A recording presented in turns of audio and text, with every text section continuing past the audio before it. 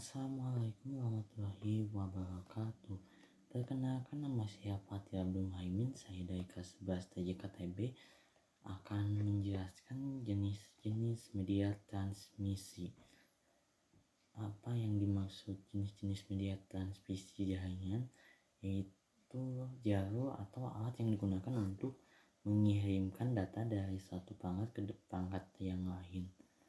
Dalam jaringan komputer, media ini dibagi menjadi dua kelompok besar. Yang pertama, media transmisi kabel atau wired. Yang kedua, media transmisi nirkabel atau wireless. Yang pertama itu ada UTP, Unified Transfer, yaitu kabel tembaga yang paling umum. Pengertian dari UTP adalah jenis kabel yang berisi 4 pasang kabel tembaga yang dipiring twisted untuk mengurangi gangguan elektromagnetik.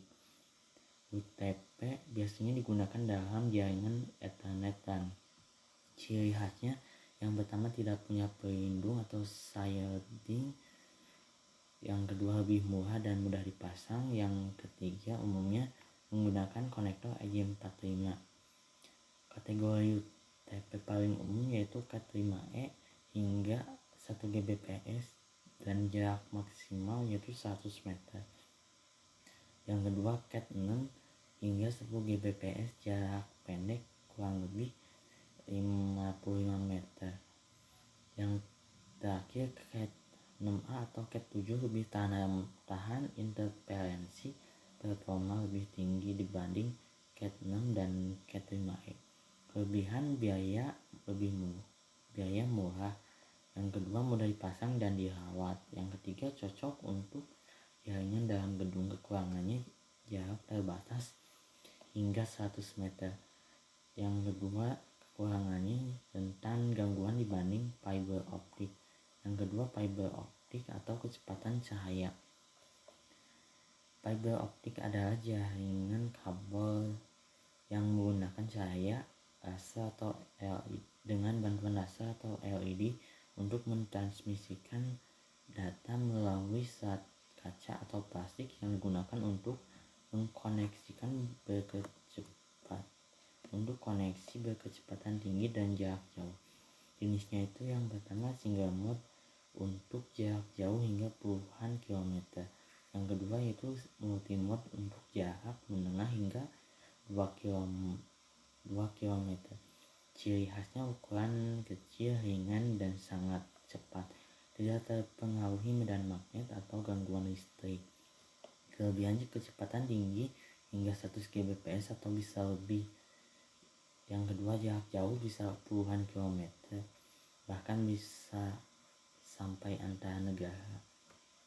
Yang ketiga aman dari gangguan elektromagnetik. Kekurangannya sangat mahal dibanding kabel UTP. Kemudian instalasi dan perbaikannya butuh teknisi khusus. Kabelnya mudah rapuh karena dari kaca atau plastik.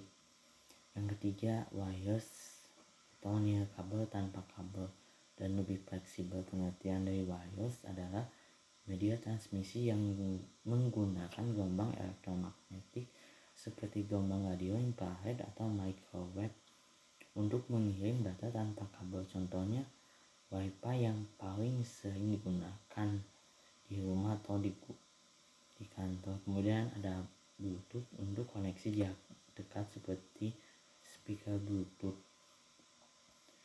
Kemudian infrared yang dipakai dan jaraknya harus dekat. Kemudian ada NFC, komunikasi sangat dekat seperti e-money. Kemudian ada 4G atau 5G, akses internet sesuai dari provider. Kelebihannya yang pertama praktis, fleksibel, dan mendukung mobilitas. Tidak butuh kabel, cocok untuk tempat terbuka. Instalasi lebih mudah di beberapa kondisi.